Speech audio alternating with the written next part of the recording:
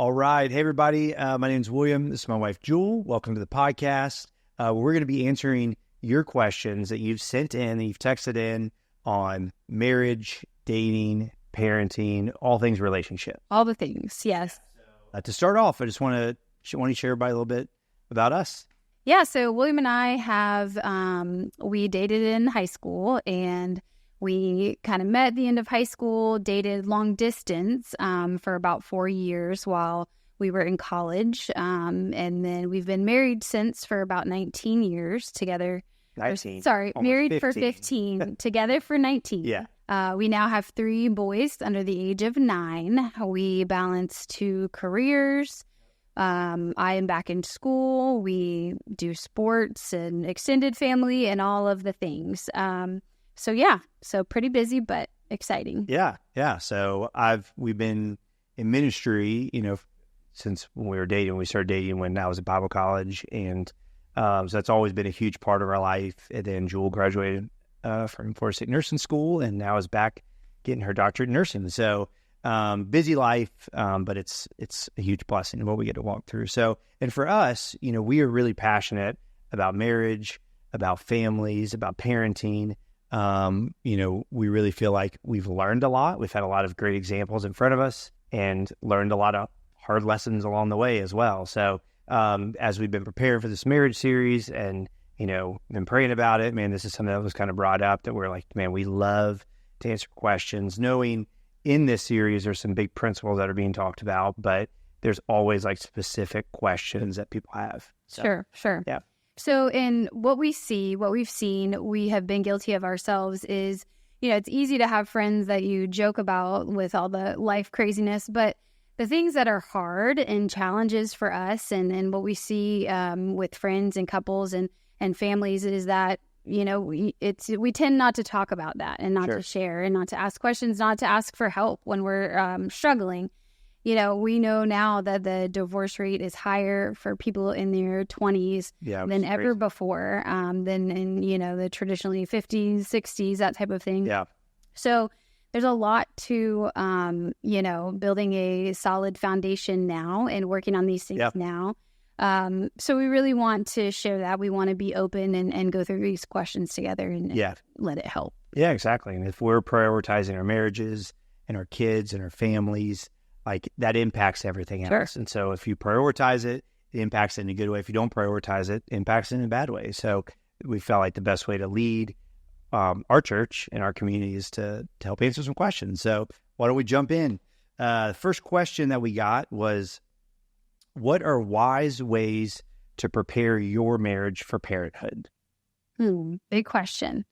Like anything, if you wait until you think you're fully prepared, is that a thing? You will never be fully prepared. We know that. So understanding that, but keeping in mind that there are certainly better times to undergo becoming parents, than not. So we certainly wouldn't recommend, any family, any couple going through some big life challenges, right? A death in the family, some financial crisis, things that really take a lot of our emotion, time, and energy.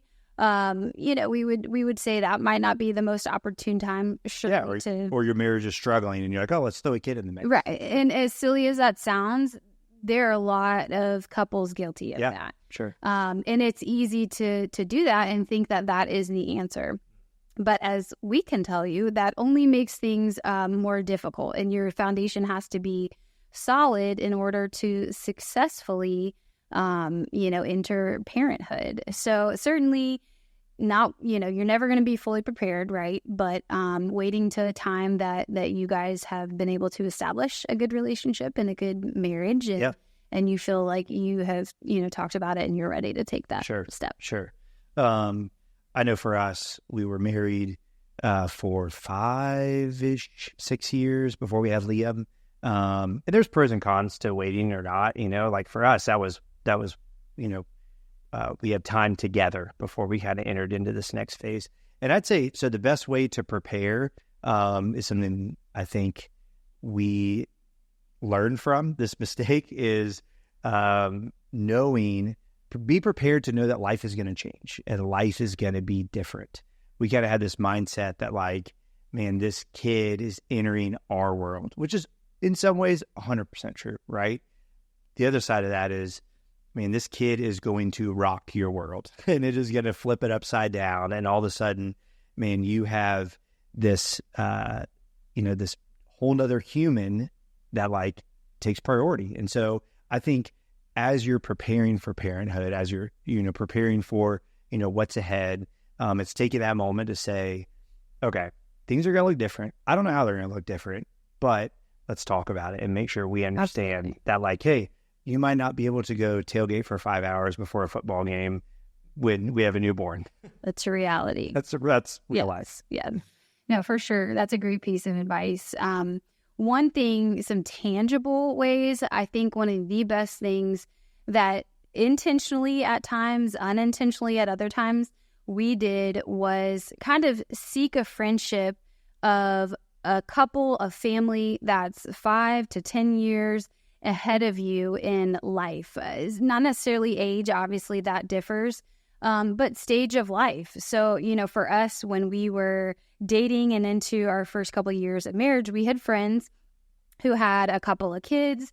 We used to, babysit them and hang out with them and things like that. And we really got to see firsthand what life looked like as two working parents, balancing kids and whatever.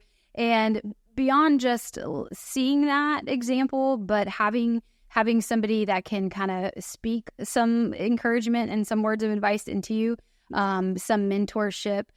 I think the tendency for a lot of young couples entering parenthood is you're just saturated with friends in your same stage of life, going through the same thing, which is so great. You need friends and people to go through, like we did, life, as it's happening. Sure.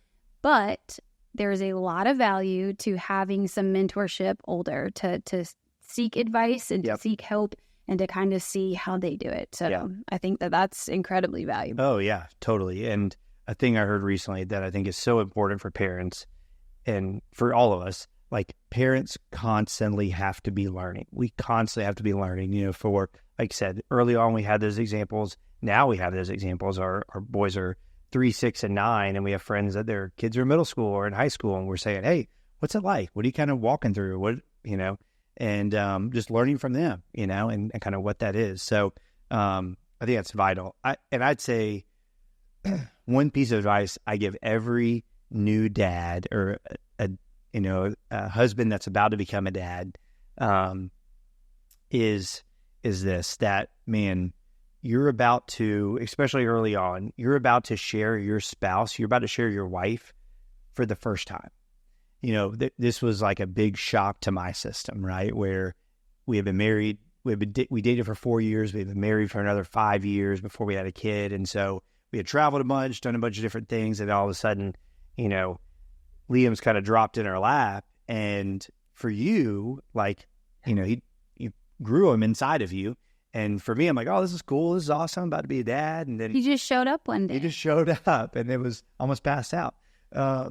But as, he's there and I'm like, oh man, like he needs you so, especially those early days, early months, so much.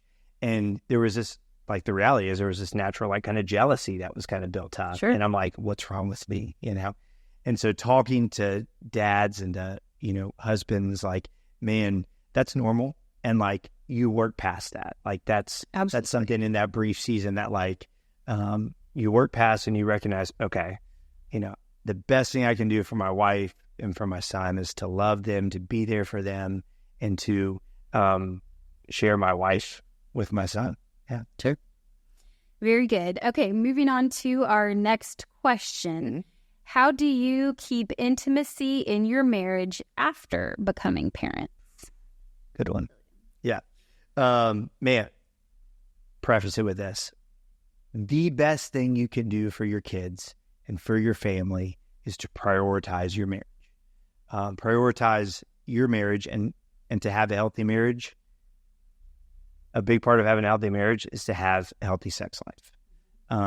And that is through your entire marriage, right? That's not in this season or that season or whatever. Like prioritizing what it means to have a healthy marriage and have a healthy sex life. And so I think that's kind of like the starting point of like. Yeah. So people are like, okay, well, how do you gauge if you have a healthy sex life, right? You'll hear William and I talk a lot, throughout this podcast series about assumptions and expectations. So a question that we kind of like to phrase to couples is, how do you gauge it?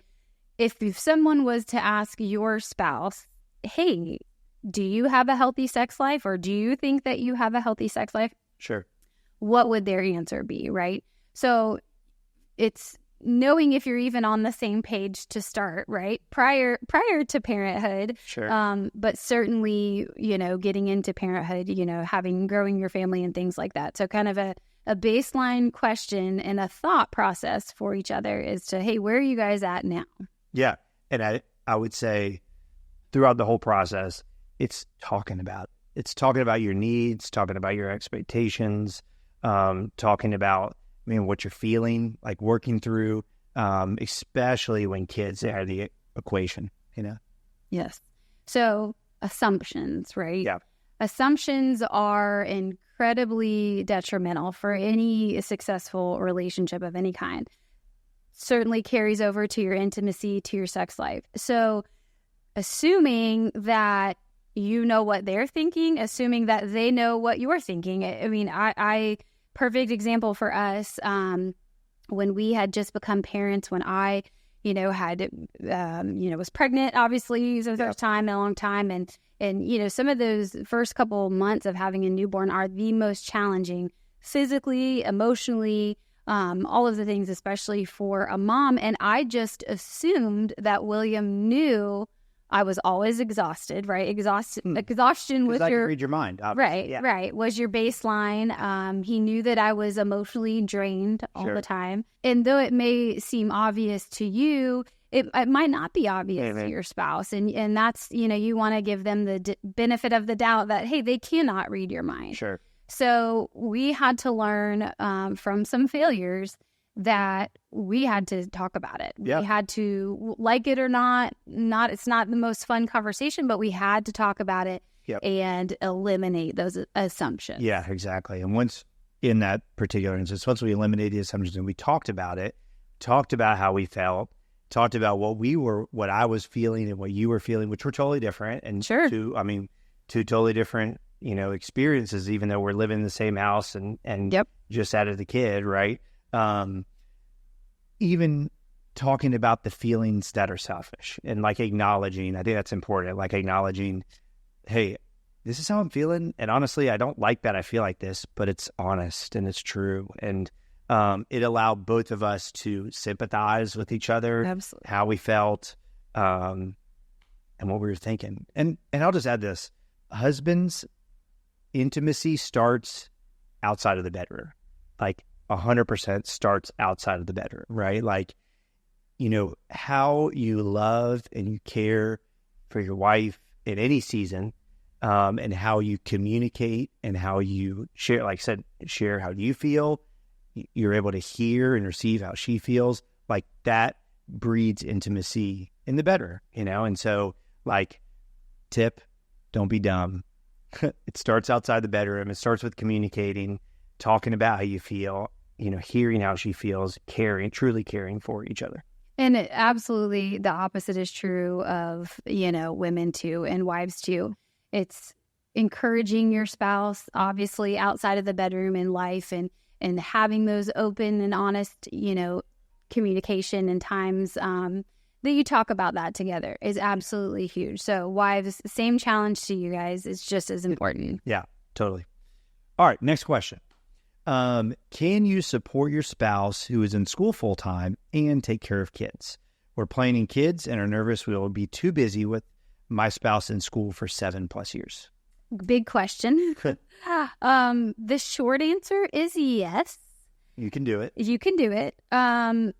I think really what is being asked here is, can you successfully do it? Yes, but going into it and having an understanding that life is going to look a lot different. Sure. that it's going to add some new seasons that are going to constantly change, and the good and the bad and things like that, and understanding that you both will need to constantly talk about that, support each other in different ways than maybe you have in the past, and knowing that it's going to be different. Yeah, totally. Obviously, we are walking through this now. Sure. It was probably... This wasn't our question. Yeah, we did not plan this question. For us, we were, I guess it was a year and a half ago, almost 2 years ago, where, Jul was kind of like, man, I really feel like this is kind of the next step in my career. The Lord was just kind of very blatantly opening doors for us for you to go back to school. And so we prayed about it. We kind of like, all right, let's kind of take steps through this. But it was a decision we made together, sure. Right? It was a decision that as a couple, we said, okay, we're going to embark on this journey. And as we went into it, knowing we have 3 kids, we just bought a dog for Christmas. I mean, Santa brought a dog for Christmas. And we're like, okay, let's add this to the equation. We had decided as a couple, this is the best thing for our future, so... And so I think in that, it was like saying together, hey, this is a sacrifice for a season. That season might be 3 years, in this case, 7 years. But we know on the back end of that, this is how it's going to best serve our family. Absolutely. And for us, and really what I see kind of the foundation of this question is, how do you do that? Not sure. Can you do it? Because you're probably going to do it anyway. Yeah. But how do you do it? We are learning this now, right? Like William said, we are constant learners, and we have certainly not learned and experienced everything, but we are realizing that we constantly have to check in with each other. Yep. I have to initiate that. He has to initiate that at times. Yep. But that, we are constantly checking in, and that every season, what is working right now might not work in a couple months from now, right? Yep. It's going to change, and an element, a variable is now different. So being willing to constantly check in with each other, reevaluate, reassess, see what's working, see what's not, and go from there. It's you can't get into a set, routine and expect that it's going to look that way indefinitely. Sure. So. Yeah. And like, whether it's school, whether it's a busy work season, whether it's, embarking on a new career path, whatever the case is, realize that you're working as a team, or I'd say figure out how to work as a team. Sure. Because at the end of the day, as a couple, as a married couple, you've, as we talked about this past Sunday, right? The two have become one, right? You've left your father and mother, you've become one. Hey, we are a unit. Yep. We're working together. And so as we are two people working as one, man, how can we best accomplish this goal, accomplish this task, whatever it is? And so, for us, that has looked like, hey, I'm going to be picking the kids up more often. I'm going to be communicating, with nannies or with grandparents more than I maybe normally have in the past. Or, but like you said, that may look different this semester compared to next semester. And so again, just open communication, talking about those things, talking about, honestly, like, how are you feeling right now? Like, I know you got a lot going on, with school and prioritizing our marriage and prioritizing our kids. Like, that's a lot to juggle. Like, what do we need to adjust? What do we need to, change? Or you asking me the same things. Hey, what do you need to adjust as far as, time with friends and time with each other, or whatever the case is. Yeah. So.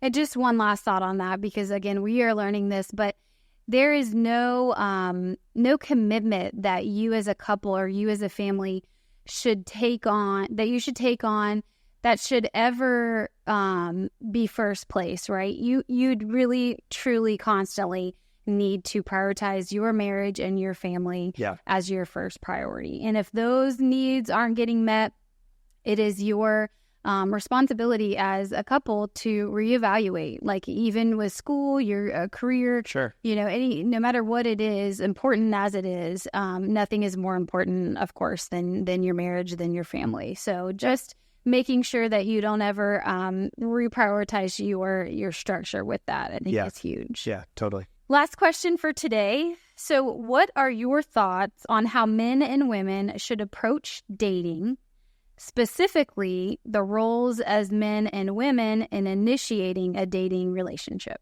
Yeah. Great question. I'll say this. I believe the Bible teaches us and that God has designed men to be leaders. And I believe that starts in the dating relationship. Man, we as men, like God has placed us to be the leaders of our household and to be, submitting to Christ, and wives being the ones that are like leading alongside of us. Mm-hmm. But as men, like we live in a culture that we're too afraid of rejection, right? We're too afraid of failure. Ooh. We're too afraid of,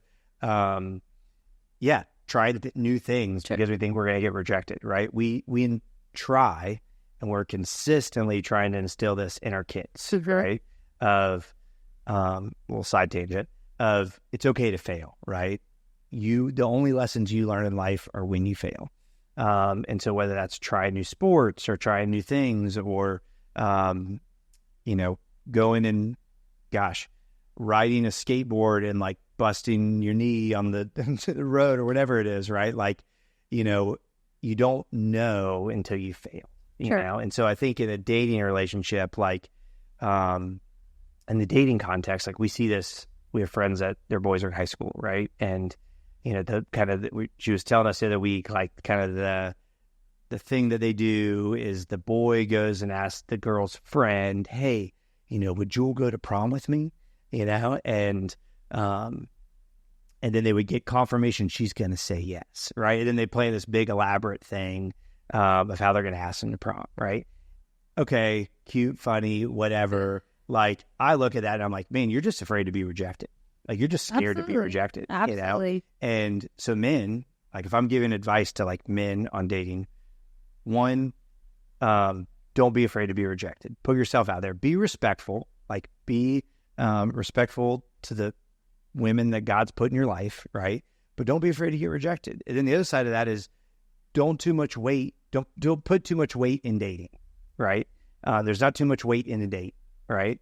Because when you go on a date with somebody, you're not signing an agreement, you're not entering into a covenant, you're not like, you're not getting married.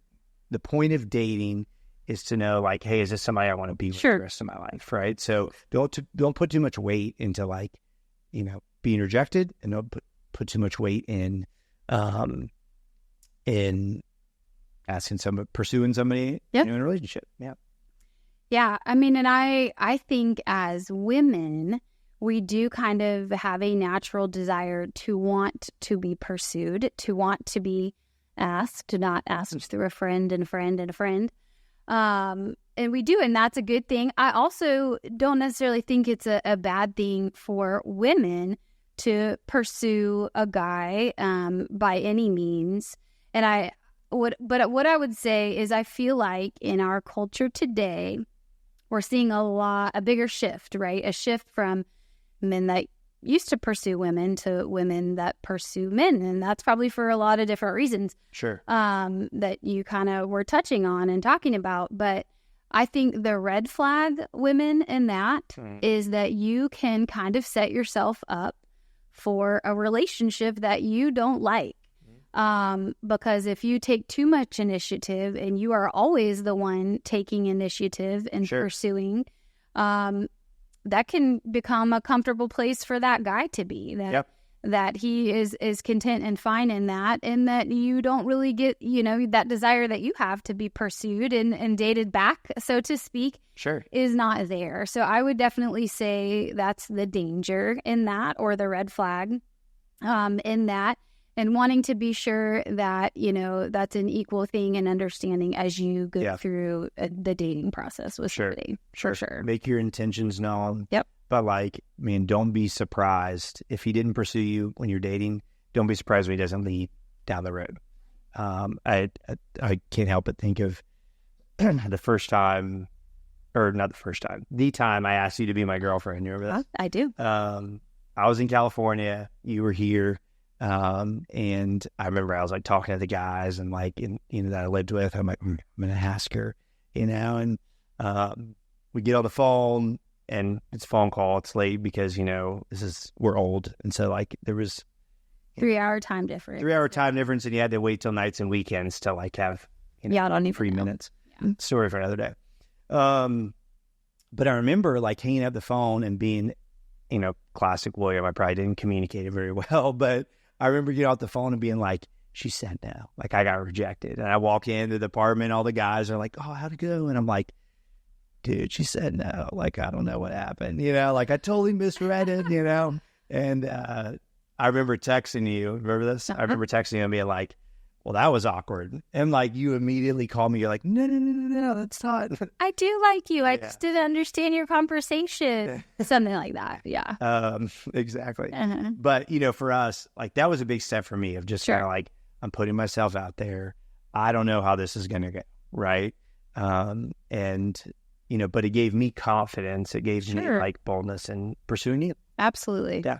Yep. Great words.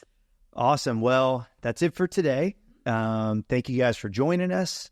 We're really excited about doing this over the next couple of weeks. And if you have any questions about what we said about from the sermon series or just in general, remember you can text us questions in to 94000.